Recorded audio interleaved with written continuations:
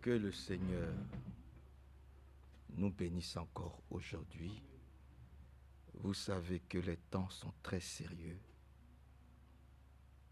et que son retour est imminent d'ailleurs. Les deux cantiques que nous venons de chanter font attrait à son retour. Et quelle est notre posture, justement, quand il reviendra certainement pour nous chercher.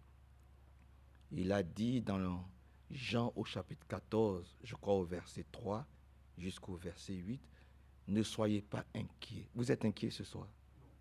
Que Dieu nous aide à ne pas être inquiets. Lisons cela d'ailleurs. Ouais. Disons cela, c'est dans Jean au chapitre 3. Dans les livres de Jean au chapitre 3. Jean chapitre 3. Non, Jean chapitre 14, pardon. Jean chapitre 14, verset 3. On peut même commencer à partir du verset 1er. Jean chapitre 14. Il dit, et que Dieu bénisse sa parole dans le cœur de chacun d'entre nous. Il dit, ne soyez pas inquiets. Ailleurs, il dit, que votre cœur ne se trouble point. Amen. Il nous prévient déjà, c'est-à-dire il nous dit déjà de ne pas nous inquiéter, que nos cœurs ne se trouvent point pour l'avènement qui aura lieu bientôt. Asseyons-nous. Il dit, ne soyez pas inquiets, leur dit Jésus. Ayez confiance en Dieu et ayez confiance en moi. Vous êtes d'accord avec la parole de Dieu? Nous lui faisons confiance. Une confiance totale et entière. C'est de ça qu'il s'agit. Amen. Qui vienne encore à notre aide. Il dit, ne soyez pas inquiets, leur dit Jésus. Ayez confiance en Dieu et ayez aussi confiance en moi. Il y a beaucoup de demeures dans la maison de mon Père. Dis amen à cela. Donc, il nous dit que ne faut pas qu'on s'inquiète là où on va dormir au ciel là-bas. Vous voyez? Je n'ai pas entendu amen. Hein? Il dit, le Seigneur Jésus qui nous dit, nous qui sommes ici là, ne vous inquiétez pas où vous allez dormir là-bas. Ne vous inquiétez pas. Où on va dormir là-bas, au ciel là-bas. De ne pas nous inquiéter. Ça, c'est pour les aigles. Amen. Continuons un peu. Il dit, il y a beaucoup de demeures dans la maison de mon Père. Sinon, vous aurez dit que j'allais vous préparer le lieu où vous serez. Il le dit. Il le dit. Je m'en vais vous préparer le lieu où nous serons là-bas. C'est pour ça qu'il dit, ailleurs, il a dit, il est avantageux pour vous que je m'en aille. Et quand je m'en serai allé, j'irai là-bas pour vous préparer une place. Afin que là où je suis, vous aussi, vous soyez avec moi là-bas. Dis amen à cela. Maintenant, continuons un peu. Par la grâce de Dieu. Il dit, verset 3. Et après être allé, vous préparez une place, je reviendrai pour vous prendre auprès de moi. Dis encore amen. Parce que ce n'est pas n'importe qui ce n'est pas Frère Manassé qui vous a fait la promesse. Frère Manassé, il ne peut pas. Ce n'est pas Frère Branham ou ce n'est pas Frère Franck qui vous a fait cette promesse-là. Ce n'est même pas Moïse. Mais c'est le grand Dieu au ciel qui dit quand il va achever ce qu'il allait faire là-bas, il va revenir pour nous prendre. Moi, je le crois. Hein. C'est pour cela que je suis ici et que je suis joyeux dans sa vie. Quand je suis dans sa vie, je suis heureux. Hein. C'est ça qui fait notre joie. Et c'est sur ça qu'est fondée notre espérance. Que Dieu nous bénisse. Voyez-vous, il est dit. Voyez-vous, que Dieu soit très élevé, glorifié. Je reviendrai et je vous prendrai auprès de moi afin que vous soyez aussi là où je suis. Donc, il revient alors. Ah, je n'ai pas entendu ton amen. Donc, ça veut dire, il revient. Il revient. Mais son retour est déjà parlé. Bon, nous sommes en train de parler des cantiques que nous avons chantés. Par la grâce de Dieu. Mais quand on va dans le livre de Daniel au chapitre 12, il y a quelque chose qui est écrit là-bas qui nous concerne, concernant son retour imminent. Donc, nous pouvons voir que déjà, dans l'Ancien Testament, Dieu parle déjà de son retour au travers de la bouche de ses prophètes. Amen. Daniel chapitre 12, par la grâce de Dieu. Amen. Daniel chapitre 12, on peut le lire à partir du verset 1er. Donc ce n'est pas un homme qui l'a dit, mais c'est un ange venu du ciel qui le dit. Donc, quand bien même il y a une grande détresse aujourd'hui, quand bien même il y a beaucoup d'épreuves, il y a beaucoup de difficultés, sur tous les plans. Je ne connais pas tes épreuves, je ne sais pas ce que tu vis. Il peut y avoir des changements dans ta vie. Il ne faut pas t'inquiéter. C'est ça que toi et moi nous devons comprendre. Il y a toujours des bouleversements. Il y aura toujours des changements dans ta vie. Tu sais ce que tu as, mais tu ne sais pas ce que tu auras. Or, ce que tu auras est plus grand que ce que tu as connu. C'est pour ça que tu ne dois pas t'inquiéter. Mais pourquoi Jésus qui ne s'inquiétait pas de la mort quand il va aller à Golgotha? Parce qu'il savait qu'il allait ressusciter. Et que sa résurrection l'entraînerait dans l'éternité. Ton amen est faible. Alors je recommence. Pourquoi Jésus qui ne s'inquiétait pas quand durant toutes ces épreuves, on le traînait dans les rues, on le battait, on l'insultait, il n'avait pas de lieu où dormir ici-bas. Les renards ont des tanières. Mais le Fils de l'homme n'a pas un endroit où poser sa tête. Pourquoi tant d'épreuves et tant de difficultés? Il savait qu'en passant par la mort, là, sa résurrection l'entraînerait automatiquement dans la vie éternelle, dans l'éternité. Il savait. Il savait où il allait. Toi aussi, tu dois savoir où tu t'en vas. C'est ça que nous sommes en train de dire ici. Et que Dieu nous bénisse. C'est pour ôter l'inquiétude de nos cœurs.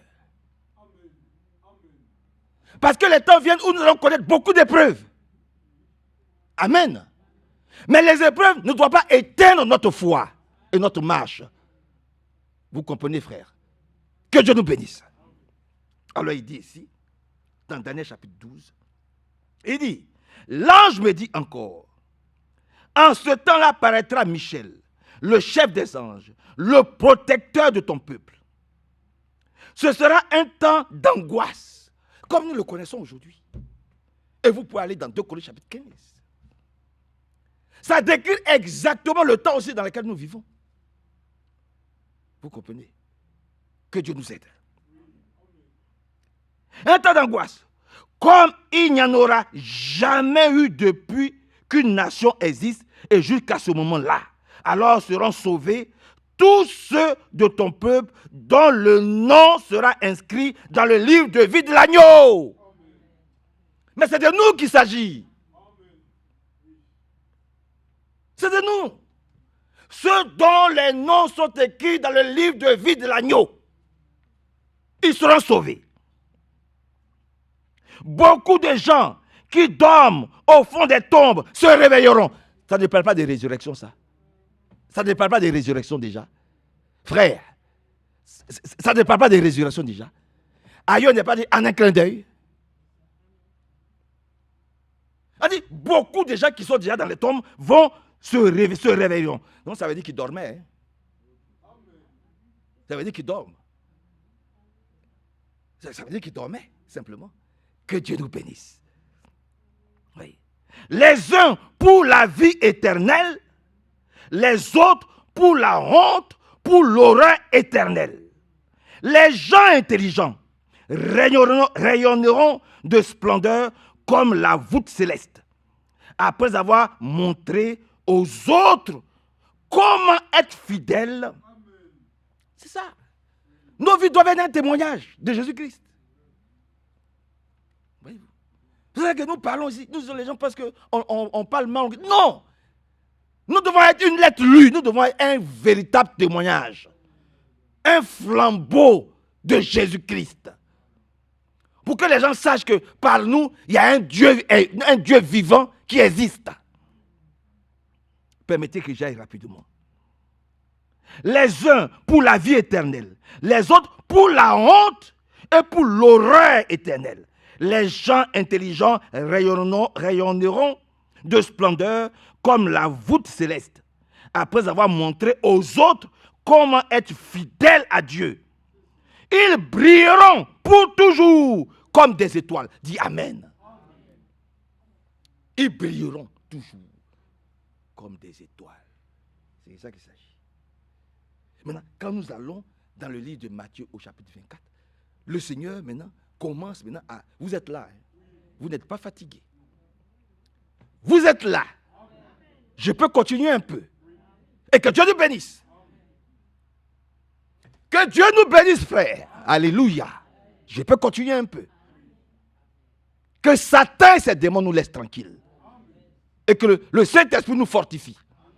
Et que toute fatigue soit ôtée de notre corps. Au nom de Jésus-Christ. Alléluia. Donc vous êtes là. Allons dans le livre de Matthieu, au chapitre 24. Je vais le trouver rapidement. Et si on a le temps, nous allons parler de la prédication d'aujourd'hui. Dans le livre de Matthieu, au chapitre 24, il a dit aussi quelque chose là-bas. Matthieu, chapitre 24. Regardez ce qui est dit ici. À partir du verset 3, vous êtes d'accord avec la parole de Dieu? Vous aimez lire la Bible, non? Vous aimez lire la Bible? Donc, lisons un peu la Bible ensemble. C'est mieux que Dieu lui-même nous parle de son retour. Vous êtes d'accord avec cela? Parce que ce n'est pas le retour de Frère Manasseh qui est important. C'est le retour du Seigneur qui est important. Donc, lui-même qui nous explique son retour. Amen. Lisons un peu Matthieu 24, à partir du verset 3. Jésus était assis au mont des Oliviers. Ses disciples s'approchèrent. Ses disciples s'approchèrent alors de lui en particulier pour lui poser cette question. Et lui demandèrent, ailleurs c'est mis, et lui demandèrent, pour lui poser des questions. Ils lui ont posé des questions. Mais quelles sont les questions? Dis-nous quand cela se passera et quel signe accompagnera le moment de ta venue et la fin du monde. Amen. Ils lui ont posé. Et puis c'est logique. C'est logique, c'est normal. Parce que moi aussi je me pose la question. Il faut que le Seigneur me montre les signes qui me montrent que son retour est imminent. Donc eux aussi, ils ont posé la question au Seigneur. Qu'est-ce qui nous indique? Dis-nous quand ces choses arriveront. Première question. Et puis, quels seront les signes de ton retour imminent? C'est pas beau ça? Alors, permettez que je recommence par la grâce de Dieu. Permettez. Il dit, Jésus était assis au mont des Oliviers. Ses disciples s'approchèrent alors de lui en particulier et lui demandèrent, dis-nous quand cela se passera et quel signe indiquera le moment de ta venue et la fin du monde. Jésus leur répondit, faites attention que personne ne vous trompe. Ça, c'est la première chose. La séduction, les tromperies. Voyez-vous. Les dieux m'a dit. Les histoires du Saint-Esprit. Amen. Ça fait 40 ans que nous sommes dans ce message-là. Evelyne, ça fait peut-être un peu plus. C'est depuis 1970, sœur Evelyne. Oui, sœur Evelyne. Pour parler d'elle, ça fait depuis, bon, comptez, 1970 jusqu'à aujourd'hui. Vous croyez qu'à son âge, là où elle est assise, elle n'a jamais vu la manifestation du Saint-Esprit? Ou Dieu ne s'est jamais manifesté dans la vie? Frère Nino, Dieu ne s'est jamais manifesté. Frère Gros-de-Manche. Mais je peux citer des frères ici dans cette ville. On sait comment le Saint-Esprit se manifeste. Moi, votre jeune frère, ça fait 40 ans que je suis dans ce message-là. Par la grâce de Dieu, nous savons comment le Saint-Esprit se manifeste. Comment est-ce qu'il agit. Que Dieu vienne à notre secours. Amen. Donc, le premier avertissement que le Seigneur donne à ses disciples, donc comme nous aussi nous sommes des disciples, le premier avertissement, il dit que personne ne vienne nous tromper par des fables habilement conçues, comme Ève a été trompée dans le jardin d'Éden par des fables habilement conçues. Oh, Satan présente la chose, c'est tellement beau. Ah oui, mais c'est des choses que nous n'avons jamais vues, que nous avons vraiment connues. Donc, peut-être que c'est vrai. Je peux vous citer ici des choses que certains frères ont dit, certaines sœurs ont dit. Et puis, quand on a examiné la chose, on a vu que c'était du pipeau, c'était faux. Le frère peut s'arrêter ici et dire, Dieu m'a dit, Bible en main.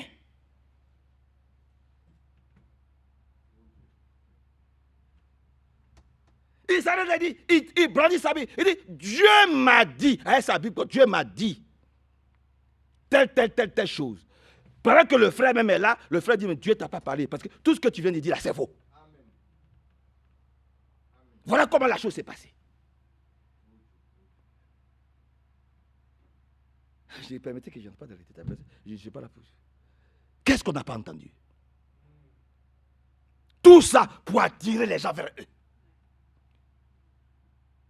Tout ça pour montrer qu'ils ont un ministère particulier. On a vu trop de choses. On a entendu trop de choses. Des soeurs qui ont parlé ici, dans le salon de frère Yanko. Voilà sa belle-mère qui est là. Dieu m'a dit, Dieu m'a dit, Dieu m'a dit. Où sont-elles aujourd'hui? Que la tromperie ne nous gagne pas, frères et sœurs. Que la tromperie ne nous gagne pas. Et que Dieu nous aide. Donc c'est le premier avertissement par la grâce de Dieu. Il dit, faites attention que personne ne vous trompe. Car beaucoup d'hommes et des femmes aussi viendront en usant de mon nom, donc de mon Dieu m'a dit, et diront, je suis le Messie. Oh, allez-y en Côte d'Ivoire, vous allez voir comme des Messies il y a aujourd'hui. Si je ne prends que la Côte d'Ivoire et le Burkina. Mais ils séduisent des gens. C'est ça qui est compliqué. Il y a un mec qui dit il est Jésus. Et on l'appelle le Jésus baoulé. Voilà les églises. Les églises sont remplies comme ça. Il dit lui il est Jésus. C'est lui Jésus. Mais les gens sont comme ça. Et ils croient en ça, sœur Carmen. Ils croient en ça. Pour eux, c'est Jésus qui est devant eux. Vous comprenez, frère? Ah oui. Alors au Burkina, c'est la même chose. Alors en Angola, c'est la même chose. Pour ne citer que ça. Revenant en Europe aussi, il y a un Jésus. Séduction, plein de morts. Il a mené tellement de gens à la mort. Ce faux Jésus. Jésus ne tue pas. Il sauve. Alléluia. Continuons un peu par la grâce de Dieu. Il dit, car beaucoup d'hommes viendront en usant de mon nom. Je suis le Messie. Et ils tromperont une quantité de gens. Vous allez entendre le bruit de guerre proche et de nouvelles de bruit de guerre lointaines. Ne vous laissez pas effrayer. C'est ce que nous sommes en train d'entendre aujourd'hui. Il y a des bruits de guerre proches comme lointains. Même notre pays se bat pour entrer en guerre. Quelle catastrophe. Amen. Il n'y a que des bruits de guerre un peu partout. Vous comprenez, frère? C'est Jésus qui parle. Il dit, tous ces bruits de guerre que vous entendez, Ukraine, Russie, Roumanie, ou bien vous allez là-bas, en Amérique latine, vous allez en Afrique, il n'y a que des guerres. Le chaos depuis la Libye jusqu'au port de la Tanzanie. Chaos! En passant par le Congo, Kinshasa, du côté de Goma. L'Afrique de l'Ouest, on n'en parle pas. L'Afrique de l'Ouest, on n'en parle pas. Vous comprenez? C'est depuis la Casamance là-bas au Sénégal. Alléluia. Où les gens oublient que depuis en Casamance là-bas, il y a la guerre. Et que ça fait des années. Les gens oublient. Je peux même remonter. Avec le Sahara occidental. Je ne suis pas en train de vous faire des coups d'histoire. Amen. Donc il nous dit que cela ne doit pas nous effrayer par la grâce de Dieu. Vous allez entendre le bruit de guerre proche et des nouvelles de guerre lointaines. Ne vous laissez pas effrayer. Il faut que cela arrive. Mais ce ne sera pas encore la fin de ce monde. Un peuple combattra contre un autre peuple. Et un royaume attaquera un autre royaume. On a vu l'Inde et le Pakistan. Dernièrement. On voit même notre nation avec tout ce qui se passe à Gaza. Mais nous devons reconquérir nos terres. C'est ça que les gens ne comprennent pas. Ils sont tellement émotifs. Oh, les gens sont en train de mourir. Oh, on tue. Oh, on dirait qu'Israël n'a pas raison. Hein. Oh là là, mais qu'est-ce qui se passe? Mais vous n'avez rien compris. C'est de toi qu'il s'agit. Dans le livre des Juges, il a dit, vous savez, écoutez bien, dans le livre il a dit, quand vous allez prendre possession des terres, là, écoutez bien, ne laissez aucun vivant, depuis le vieillard jusqu'au bébé à la mamelle, vouer tout pas interdit. Si vous ne le faites pas, vous en subirez les conséquences. Il les a prévenus. Ils ont tué, ils ont combattu. Après, il y avait quelques femmes, aussi des femmes enceintes, des femmes, ils ont dit, oh, bon, de toute façon, on a la victoire. On a la victoire. Donc ça, là, on va les laisser. Chassons-les dans les montagnes. Les émotions, toujours. Chassons-les dans la montagne. Ils ont chassé la montagne. Mais ces femmes enceintes, elles vont accoucher, non? Les enfants vont grandir, non? Les enfants vont poser des questions. Mais où est mon papa? Où est mon oncle? J'ai toute seule. Mais la maman va expliquer pourquoi ils vivent là. Il va dire, mais c'est le peuple qui est en bas là-bas. Les juifs là. En bas là-bas, le peuple là. Est-ce que vous savez que c'est vos terres qui sont en bas là-bas? Ils vont s'armer. Ils vont avoir de la haine, ils vont s'entraîner, et puis un matin, mais ils vont venir. Vous les avez laissés au milieu de vous. Pendant qu'eux, ils étaient en train de s'entraîner avec la haine dans le cœur, mais vous étiez en train de faire les trucs de la gay pride. Vous savez, c'est de ça qu'il s'agit. Oh, dis amen. Ils étaient dans le désert en train de faire la gay pride.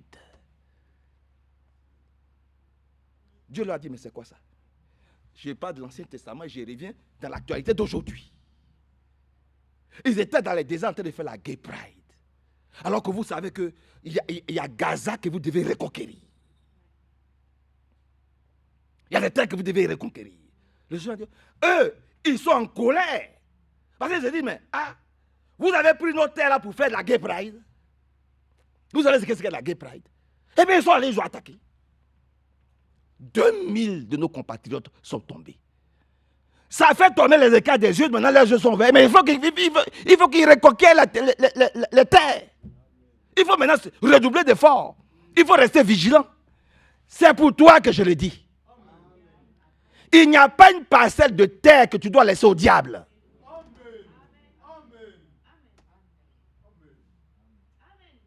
Comme Israël. Ça vient de loin.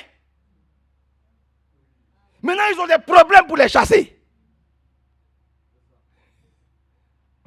Parce que ce démon-là, il a poussé de longs cornes et de longs poils. Il a vieilli. Il est ancré maintenant sur la terre. Pour le déloger, il n'y aura plus de problème. Et même demander à ma fille Rachel, quand le cancer est tout petit, quand ça commence, vaut mieux l'opérer rapidement. C'est pas vrai? Demandez. Vaut mieux aller le diagnostiquer rapidement. Parce que si tu le laisses prendre de l'ampleur, arrivé à un certain moment, on ne peut plus le contrôler. Rachel, c'est pas vrai. Que Dieu nous bénisse. Que Que Dieu nous bénisse. Et ça, c'est pour toi et moi. Vous comprenez? Il ne faut pas laisser pourrir le problème. Il faut toujours l'attaquer par là. Même si ton bras doit partir avec. Que ton bras parte. Mais reste vivant. Et rentre au ciel. Que le Seigneur... Avançons un peu.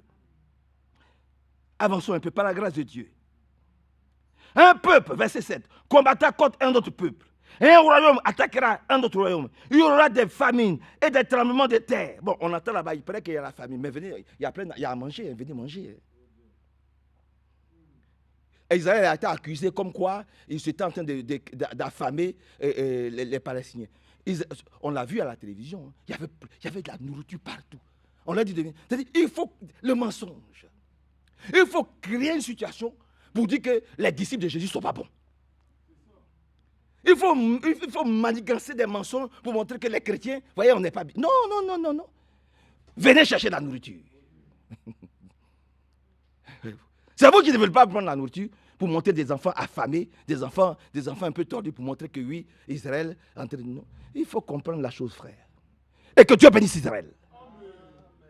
Le temps des émotions est passé. Il faut que nous soyons délivrés de toutes nos plaies, de toutes nos impuretés, de toutes nos souillures. Avançons un peu par la grâce de Dieu. Il dit ici, tous ces événements seront comme les premières douleurs de l'accouchement. Alors des hommes vous livreront pour qu'on vous tourmente et qu'on vous mette à mort, tous les peuples. Bon, ils ont tenté avec le frère Franck. Je vous l'ai déjà dit ici plusieurs fois. 39 accusations devant le tribunal. À Abidjan aussi, certaines personnes se sont levées pour accuser les frères, les Isaac et tout ça. On les a convoqués devant le tribunal. Frère Medero, c'est là, je ne peux pas l'entendre pour raconter. 39 accusations contre le frère Franck. Et puis des accusations vraiment graves. Toutes les accusations que vous pouvez imaginer sont passées contre cet homme-là. Et contre l'église de Krefeld. Nous avons ici été menacés par des frères dans cette église de Lyon qui vont nous traduire à la justice parce que nous ne les payons pas. Mais c'est une association culturelle. Les gens ne sont pas rémunérés. Je leur ai dit, mais allez-y, portez plainte contre nous. Vous allez échouer. Ici, dans cette assemblée. Portez plainte contre moi, vous allez échouer.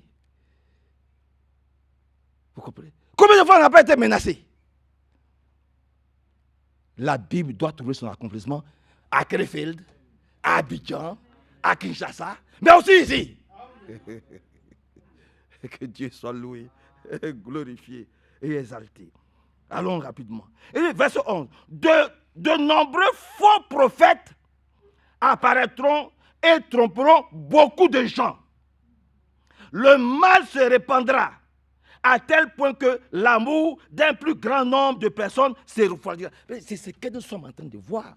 Des faux prophètes, des fausses prophétesses. Parce que quand quelqu'un peut me dire « femme », Dieu m'a dit, je dis, moi je ne crois pas à ça. Surtout que cette femme-là n'est pas mariée à l'homme avec qui elle vit. Mais vous jouez avec Dieu. Hein?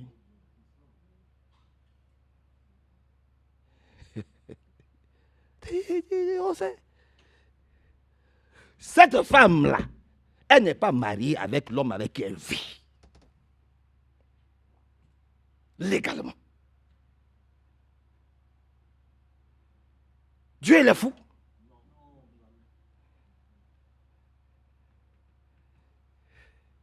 Oui.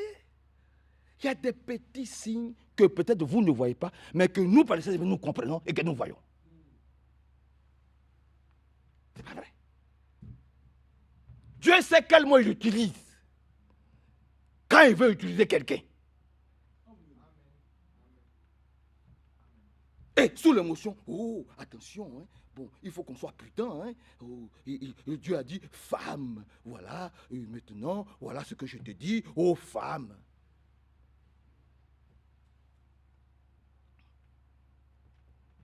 Mais vous jouez avec Dieu. Vous jouez avec le Saint-Esprit. Dieu ne connaît pas ta vie. Que son beau nom soit loué. Alors, ne tremblons plus devant ces bêtises. Et je le dis avec force et avec conviction. Que le Seigneur ajoute sa bénédiction à sa parole. Et qu'il vienne à notre secours. Voyez-vous. Parce qu'il y a des faux prophètes. Permettez que je n'en cite pas. Il y a un même ici, là-bas, en Belgique, là-bas. Il dit, c'est lui, maintenant, qui est devenu l'homme. Maintenant, c'est à lui qu'on doit envoyer. Le monde entier doit lui envoyer les dîmes et les offrandes. Bon, en Côte d'Ivoire, je n'en parle pas. Il y en a tellement en Côte d'Ivoire. En Côte d'Ivoire, il y en a tellement. Les faux prophètes, il y en a tellement. Il y a tellement de faux prophètes aujourd'hui. Vous comprenez? De fausses prophétesses. Amen.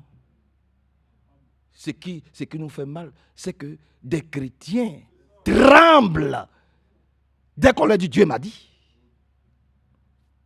Ils n'essaient même pas d'analyser un peu ce Dieu m'a dit là, de comprendre le fond de la chose. Ça leur fait déjà peur. Ah, peut-être qu'il a raison. Non. Quelqu'un qui a raison, mais nous sommes avec lui. Hein. Qui qu'il soit. Que Dieu vienne simplement à notre secours et nous aide beaucoup. Et que son beau nom soit loué, exalté, célébré. Maintenant, ce qui nous réjouit beaucoup, c'est le verset 14. Il dit, cette bonne nouvelle du royaume de Dieu sera annoncée dans le monde entier pour que le témoignage en soit présenté à tous les peuples, alors viendra la fin. Bon, cette bonne nouvelle-là, ça a été annoncé partout, à tous les peuples,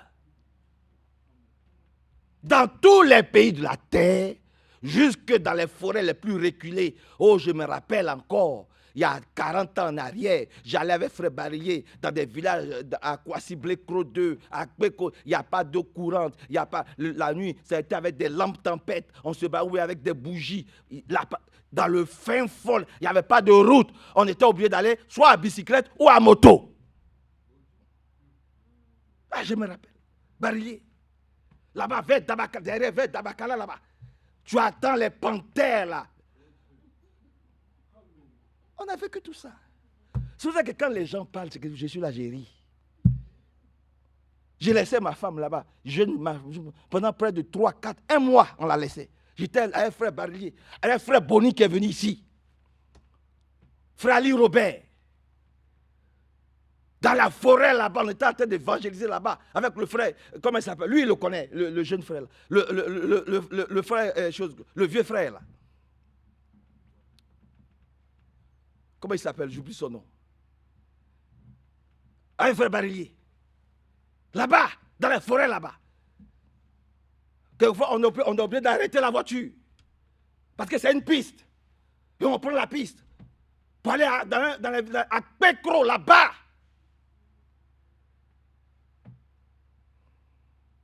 Les femmes nous réservaient avec de la viande, de la viande de biche ou de la viande du gazelle, même du buffle. On a vécu tout ça. Barillier. Vous allez vous moquer des barilliers. Des enfants qui se mettent à insulter Barillier. Là-bas. Les gens venaient jeter leurs fétiches pour accepter Jésus-Christ comme leur Seigneur. On a vu tout ça.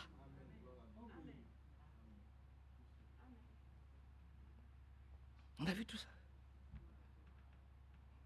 Donc, le message là, avec son c'est aller dans le monde entier. J'ai vu de mes yeux comment le message, dans les forêts, l'oncle de Kofi, ami du frère Émile Paya, que nous avons tous connu. Kofi est vivant, demandez-lui. Son oncle, Gbengbeng, il s'appelle. Qui est dans les forêts là-bas, à Konefla là-bas. Vous connaissez Konefla? On allait là-bas. En pleine forêt.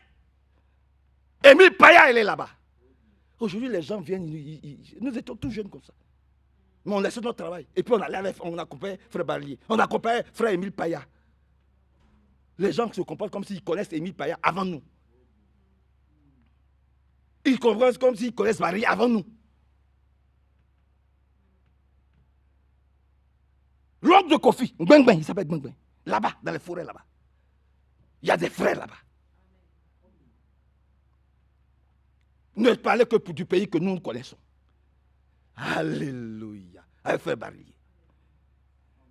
Combien de fois les sorciers ne l'ont pas tenté? Il les a tous terrassés, il les a tous vaincus. Au nom du Seigneur Jésus-Christ. Donc, le message est arrivé aux confins des forêts. Le message est arrivé, le message a fait le tour du monde. Vous allez depuis l'Argentine jusqu'au Canada, il y a le message. Amen. Vous allez de l'Europe, depuis le Portugal jusqu'en Russie, il y a des frères. Vous allez dans les pays islamiques, il y a des frères. Partout. Alors l'homme de Dieu pouvait dire, Seigneur, maintenant, tu peux prendre ton serviteur. Il est rentré à la maison. Hein? Frère Branham est rentré à la maison. Frère Franck aussi est rentré à la maison. Amen. Donc son retour est vraiment imminent. Et que le Seigneur ajoute sa bénédiction à sa parole. Descendons un peu rapidement, toujours dans Matthieu 24. Dans le Matthieu 24, à partir du verset 29. Regardez ce qu'il dit ici. Aussitôt après la détresse de ces jours-là, le soleil s'obscurera, la lune ne donnera plus de sa clarté, les étoiles tomberont du ciel et les puissances des cieux seront ébranlées. Alors le signe du Fils de l'homme apparaîtra dans le ciel. Je dis Amen, Alléluia. Voilà. Vous avez vu déjà, quand il était crucifié, vous avez déjà vu comment les choses se sont passées. Le monde a été ébranlé. C'est ça ou c'est pas ça? Mais répondez. Vous êtes avec moi. Vous êtes là. Quand il était crucifié, le monde avait déjà été ébranlé. Le monde a été secoué. À telle enseigne que tu ne pouvais même pas voir ton voisin qui est à côté de toi. Mais son retour encore, le monde va être encore ébranlé. Alléluia. Voyez-vous?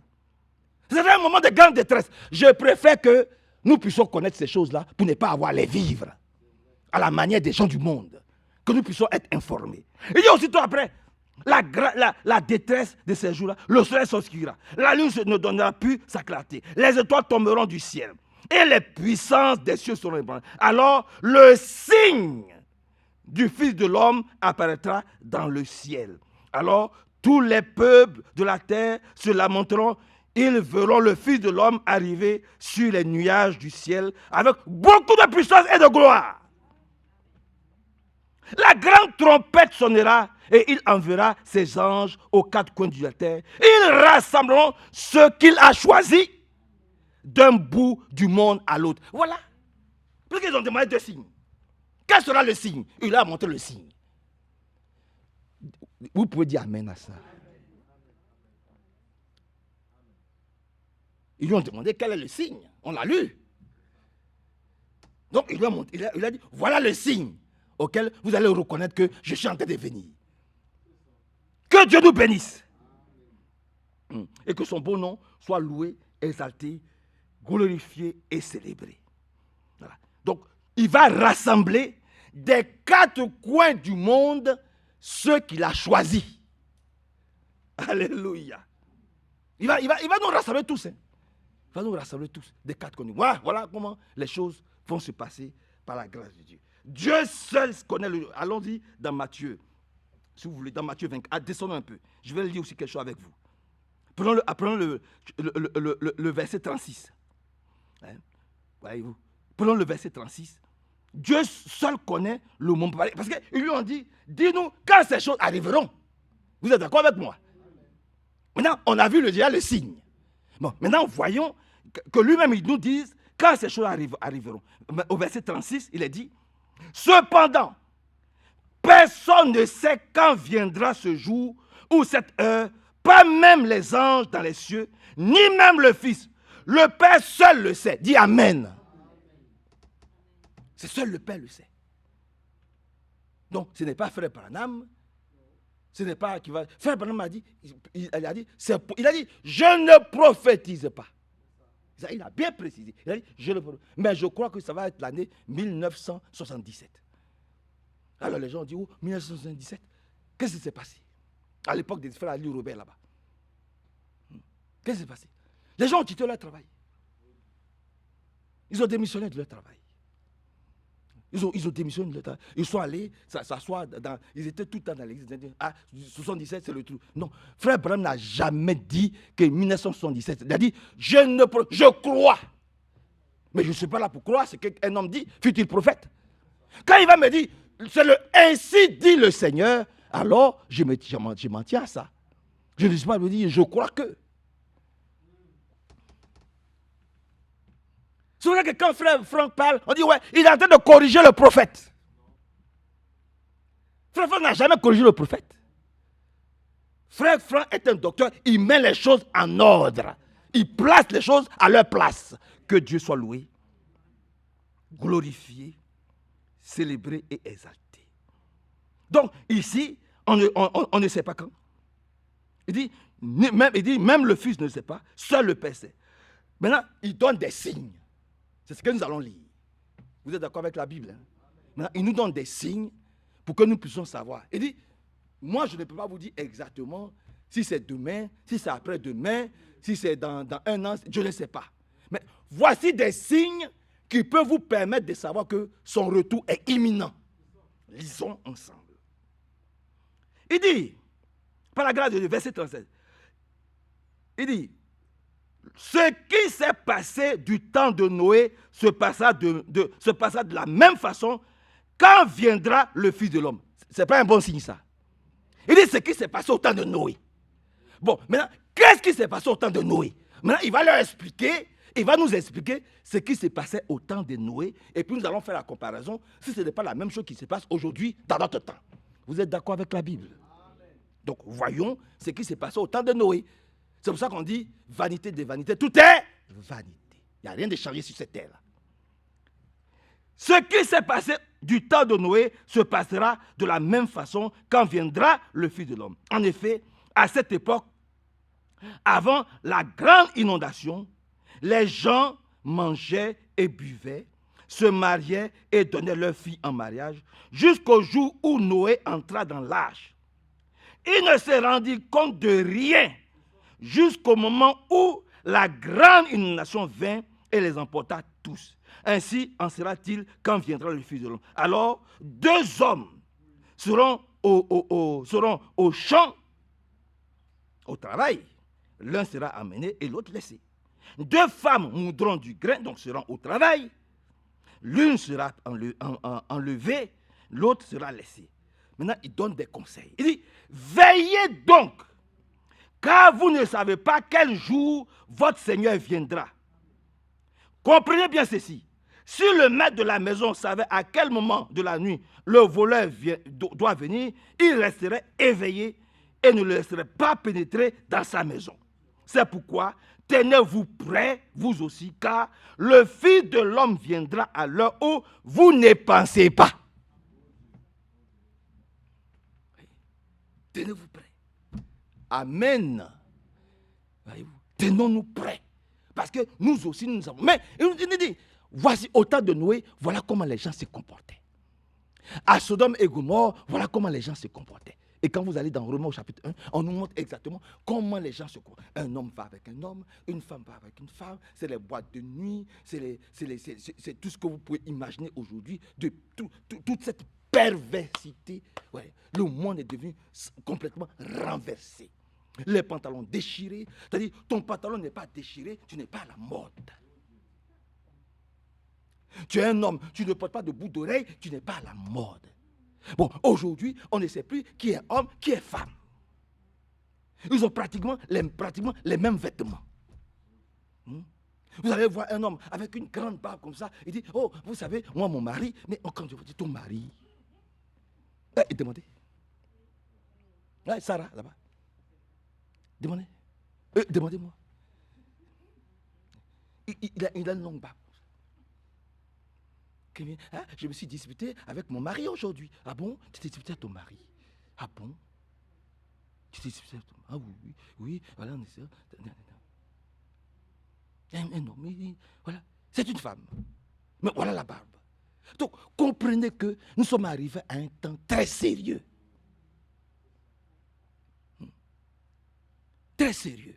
C'est ce qui a poussé le Seigneur à détruire Sodome et Gomorrhe. Cette vie complètement renversée. Mais aujourd'hui, c'est pire. Et le prophète Branham pouvait dire, vous qui suivez la mode là, sachez que tous ces grands modélistes, écoutez bien, c'est frère Branham qui le dit, tous ces grands modélistes, tous ces grands, on dit stylistes, ou qu'est-ce que je sais, ils sont là, dans les trucs de Louis Vuitton, tout ce que vous pouvez imaginer. Ils disent, c'est en enfer qu'ils vont chercher leur modèle. Mais comment comprendre que tu peux porter un pantalon? Il faut que ton pantalon soit déchiré, ton guine soit déchiré, complètement déchiré. Et tu sors, ça ne te dit rien. Et il y a des chrétiens dedans. Comment définir ça? C'est très simple. Alléluia. Ce sont des religieux. Ils sont attachés à leur religion. Amen. Parce que, il faut bien comprendre ça, frère. Il y a ceux qui sont attachés à leur religion et il y a ceux qui sont attachés à Jésus. C'est pas pareil. C'est pas pareil. Quand tu es attaché à ta religion, donc au message, je suis dans le message, je suis baptisé au nom du Seigneur Jésus-Christ, oh, je suis sous la grâce de Dieu, donc je peux te dire ce que vous voulez, moi je sais que je suis sauvé, je sais que... Ça c'est la religion. Voilà. Tu es attaché à ta religion. Malheureusement, quand son retour viendra, mais tu ne peux pas prendre part à Jésus. Et puis il y en a qui sont attachés à Jésus. Ils sont un avec Jésus. Jean chapitre 17. Ils sont attachés, ils sont liés à Jésus. Ceux-là, c'est ceux-là que Jésus vient chercher. Il vient chercher son propre corps. Il ne vient pas chercher une religion. Dites la religion du message. Non.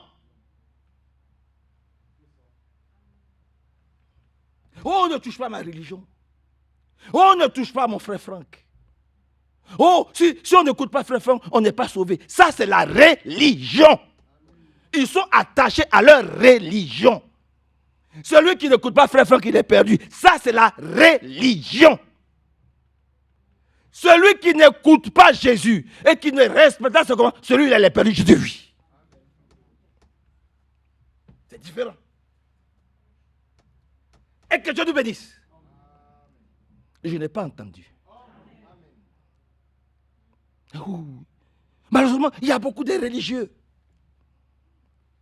Il y a beaucoup de religieux. Ils sont attachés à un message qu'ils ne comprennent même pas et qu'ils ne lisent pas. Ils ne lisent pas le message. Ils ne comprennent pas le message. Ils ne savent pas qui a envoyé le message. Pourquoi le message est venu. Ils suivent le messager. Ils suivent la religion. Ils suivent Frère Branham. Ils ne suivent pas Jésus. Oh, toi et moi, nous devons être attachés à Jésus. Que le Seigneur ajoute sa bénédiction puissante à sa parole. Que Dieu nous aide. Dans le livre de Luc au chapitre 1, allons rapidement. Vous voulez qu'on lise quelques passages? Que Dieu nous aide beaucoup. Lisons quelques passages. Allons dans le livre de Luc au chapitre 12. Oui, Luc au chapitre 12. Non, Luc chapitre 21. Pour aller rapidement. Luc au chapitre 21. Luc au chapitre 21. Il a aussi dit quelque chose là-bas, par la grâce de Dieu. Luc au chapitre 21. Regardez, reprenons ça aussi ici. Il s'agit du retour du Seigneur Jésus-Christ. Du retour du Fils de l'homme. Il a dit ici, il y aura, verset 25, il y aura des signes dans le ciel, dans la lune et dans les étoiles, sur la terre. Les nations seront dans l'angoisse. Ce n'est pas ce que nous voyons. Ça a commencé. Hein? Ça a commencé. Hein? Les nations sont dans l'angoisse. Hein? Ça, je vous le dis. Hein? Je vous le dis. Hein? Les nations sont réellement dans l'angoisse. Hein? Ah oui, oui, oui. C'est une réalité. Voyez-vous. Il dit, les nations seront dans l'angoisse, rendues inquiètes par le bruit violent de la mer et des vagues. Des hommes mourront de frayeur en pensant à qui des hommes mourront de frayeur en pensant à ce qui devra survenir sur toute la terre, car les puissants des cieux seront ébranlés. Alors, on verra le Fils de l'homme arriver sur un nuage avec beaucoup de puissance et de gloire. Quand ces événements commenceront à se produire, redressez-vous. Voilà, c'est ça que je voulais. Redressez-vous et relevez la tête, car votre délivrance est proche. C'est ça que je voulais. Car votre délivrance est proche. Quand nous voyons les signes que nous sommes en train de voir aujourd'hui, redressons la tête. C'est-à-dire, continuons à persévérer dans la prière. Amen. Ce n'est pas maintenant le temps de rester à la maison. Ça, je vous le dis. Le temps de rester à la maison est terminé. C'est le moment dans lequel ce n'est plus le temps de rester à la maison. Ah oui, ce n'est plus le temps de se laisser séduire par qui que ce soit. Ça, je vous le dis avec le plus grand sérieux. Oui, oui. Avec le plus grand sérieux. Ce n'est plus le temps de se laisser flatter. Oui, il n'y a pas de prédicateur. Oui, il n'y a pas de... Mais toi-même, tu es qui? C'est la question que je me pose. Ils accusent les autres, mais eux-mêmes, ils ne se voient pas. Mais toi-même, tu es qui? Qui t'a établi? Je peux lever ma main pour dire que j'ai été établi. Amen. Je ne suis pas devenu prédicateur ici, depuis la Côte d'Ivoire là-bas. Amen. Que Dieu soit loué, glorifié et exalté, célébré. Alléluia. Alléluia. Seigneur, viens vraiment à notre secours. Puissamment, viens à notre secours. Aide-nous. Descendons au verset 34. Descendons un peu au verset 34. 21-34. Prenez garde. Ne laissez pas votre esprit s'alourdir dans des fêtes et l'ivrognerie, ainsi que dans les soucis de cette vie. C'est pas ce que nous avons dit au départ. C'est ce que nous avons dit. Notre esprit doit être conquis par l'Esprit de Dieu. Vous êtes d'accord avec la Bible? Voilà. Notre esprit. Il ne faut pas que quand les épreuves vont venir, les épreuves viendront toujours. Quelquefois, je suis étonné. Tu vois des gens, on les licencie. Les gens du monde, là, tu les vois, on les licencie ici. Ils disent, là-bas à Bosch. Il a fait lui-même l'a dit, bon, lui-même il s'en va. Patrick Jab, lui-même il s'en va. Parce qu'il ne s'inquiète même pas pour son ami. Mais des chrétiens, dès qu'on leur dit, tu les vois, ils sont comme ça. Des gens du monde, ils n'ont même pas peur. Ils ne s'inquiètent pas. Les chrétiens s'inquiètent pour peu. Ils tremblent pour peu. On ne comprend pas. Là où les gens du monde même ne tremblent pas.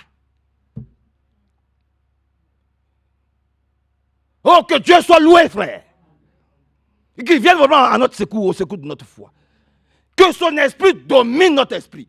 Ne laissons pas notre esprit être assujetti à notre chair. C'est ça qui fait que nous devenons très faibles devant les épreuves. Vous êtes là avec moi. Je peux lire un peu par la grâce de Dieu. Je continue un peu. Prenez garde. Ne laissez pas votre esprit s'alourdir dans les fêtes et l'ivrognerie ainsi que dans les soucis de cette vie. Sinon, le jour du jugement vous surprendra tout à coup comme un piège, car il s'abattra sur tous les habitants de la terre entière. Ce jour-là, c'est tous les habitants de la terre qui vont être surpris. Mais toi et moi, ça ne doit pas nous surprendre. Parce que nous sommes déjà prêts et prêtes pour ce jour glorieux et merveilleux. Maintenant, il dit, verset 36, ne vous endormez pas. Priez en tout temps. Ainsi, vous aurez la force de surmonter tout ce qui doit arriver et vous pourrez vous présenter debout devant le Fils de l'homme. Il s'agit de se présenter debout. Alléluia. Comme un vrai soldat. Même s'il y a des cicatrices à gauche, à droite. Voilà. Comme un vrai soldat qui a combattu. Oui, c'est ça. Avec des cicatrices. Mais on combat comment? On combat dans la prière.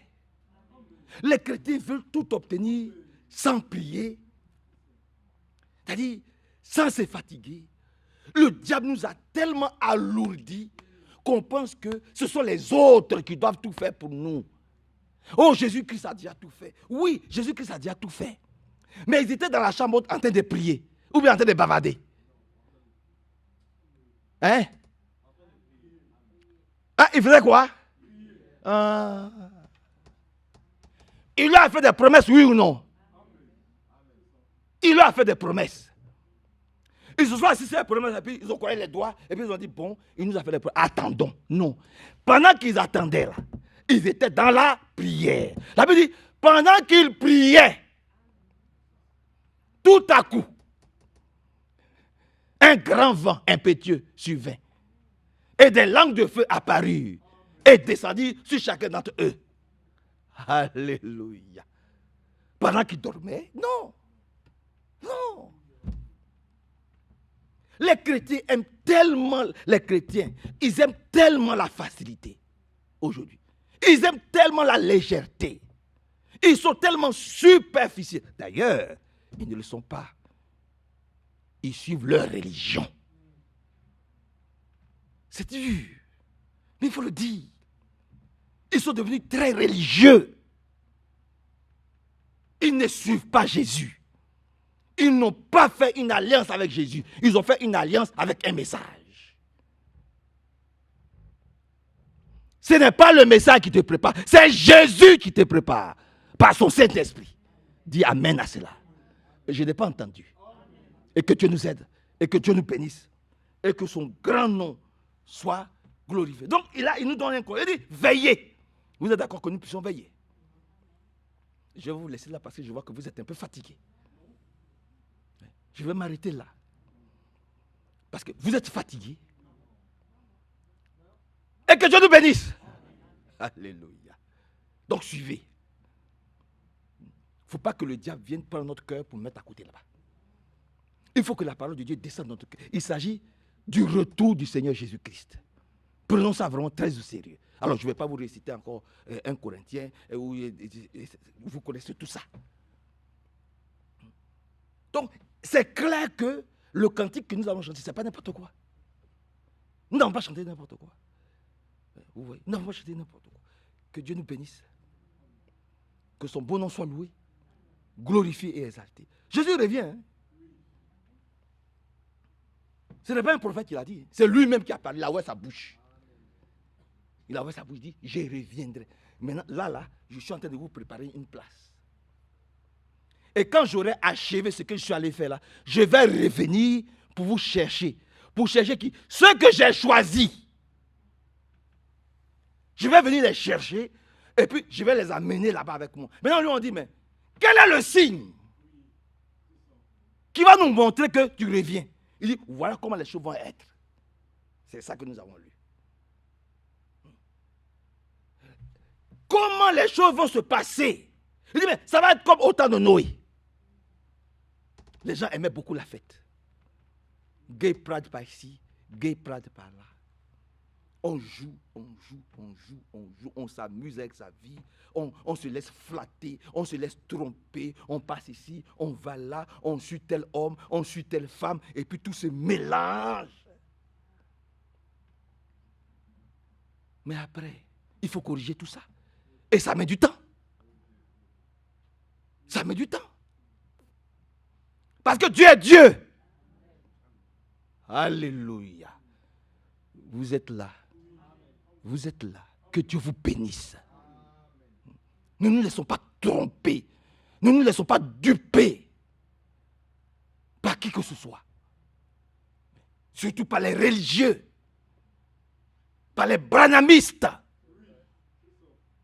Ne nous laissons pas dupés par les franquistes. Alléluia. Nous nous sommes conduits par le Saint-Esprit de Dieu que Dieu nous a laissé. Pour que nous puissions être conduits dans toute la vérité. Alléluia. Gloire et honneur lui soient rendus. Fuyons la religion. Soyons liés à Jésus-Christ de Nazareth. Et que son grand nom soit loué. 1 Corinthiens 15. Rapidement. 1 Corinthiens chapitre 15. Allons dans 1 Corinthiens chapitre 15.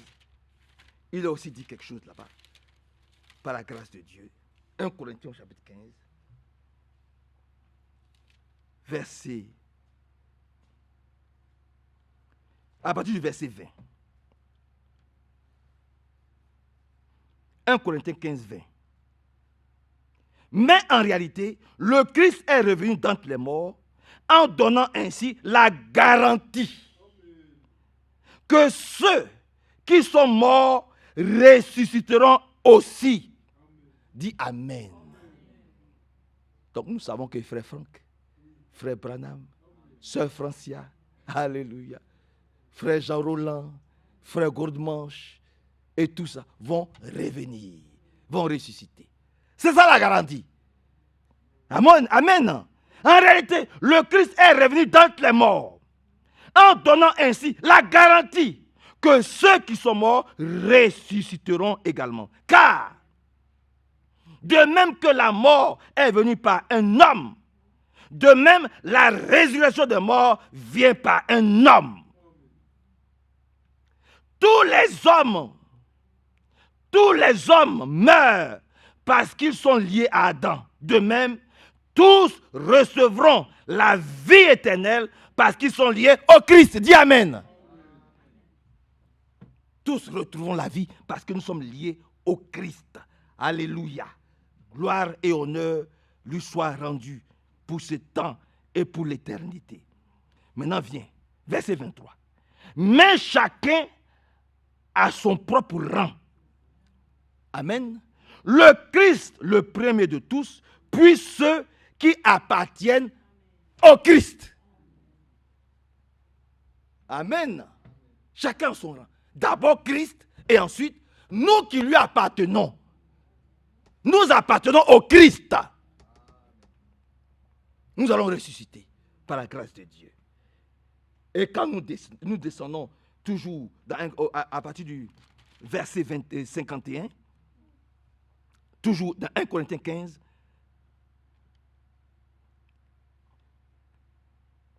verset 50. Voici ce que je veux dire, frère. Ce qui est fait de chair et de sang ne peut pas avoir part au royaume de Dieu. Ce qui est mortel ne peut pas participer à l'immortalité. C'est fort, hein? C'est très fort. C'est pour ça que les gens ne nous aiment pas. Parce qu'on leur dit ce qu'ils sont. Ils sont encore charnels. Et quand le Saint-Esprit parle, leur chair meurtrit. Mais c'est la réalité. On ne suit pas Dieu de façon charnelle. On est conduit par le Saint-Esprit. Oh, relisons cela.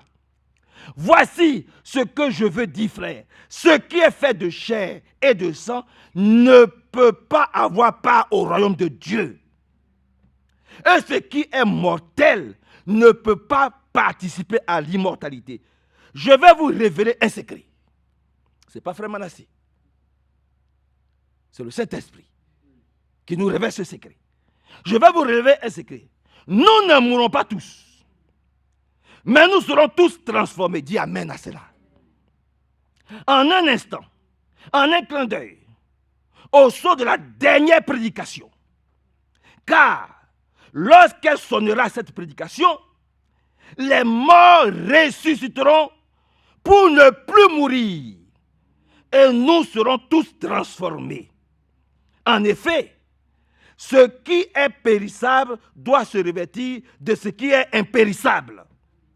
Et ce qui meurt doit se revêtir de ce qui est immortel. Amen. C'est une réalité. Et c'est vraiment merveilleux. Voilà ce que nous serons quand il reviendra. Nous serons revêtus de l'immortalité. Nous, périssables, nous deviendrons impérissables. Nous allons entrer dans son éternité, parce que Dieu est éternel. C'est pour ça que je disais à Abidjan, quand j'entendais Dieu 3 fois saint. Dieu n'est pas 3 fois saint. La Bible dit, saint, saint, saint est l'éternel. Quelque chose qui est éternel ne peut être lié à Dieu. Vous ne pouvez pas le limiter à 3. Ce qui est éternel. C'est pour ça qu'on ne peut pas dire saint, saint, saint, saint, saint, éternellement. On dit saint, saint, saint est l'éternel. On aurait pu dire même une fois. Il est éternel. Et toi, il te met dans son éternité. Toi, périssable, tu deviens impérissable. Toi, mortel, tu deviens immortel. Comme lui. Parce que lui, il est immortel. Ah, il te fait entrer dans son immortalité. Alléluia. C'est ce que nous serons. Voilà. Nous qui ne sommes pas des religieux. Nous qui sommes attachés à Jésus-Christ. Attachés à sa parole. Attachés à sa vie. Nous allons entrer dans son immortalité. Que Dieu nous bénisse. Vous voulez compris un peu? Vous êtes d'accord, compris un peu? Je vous le dis, je vous le rappelle, son retour est imminent. Préoccupons-nous de nous-mêmes d'abord. Avant de nous préoccuper des autres, c'est nous-mêmes d'abord qui devons être prêts et prêtes. Quelqu'un qui n'est pas prêt ne peut pas dire à son fils ou à sa fille ou à quelqu'un, prépare-toi, alors que lui-même n'est pas prêt. Vous comprenez? Si tu es prêt, tu n'auras même pas besoin de parler. Ton fils même va regarder et va dire, ah, mon papa est devenu une étoile brillante. On l'a lu. Ma maman est devenue une étoile brillante. Il faut que rapidement, moi-même, je me hâte d'échanger. Il faut que je revienne à l'église. Elle dit, c'est le Seigneur qui ajoutait ceux qui étaient sauvés. C'est pour ça qu'on dit, oh, ouais, les frères, ils ne sortent pas. On va sortir par le où? On va sortir par le où?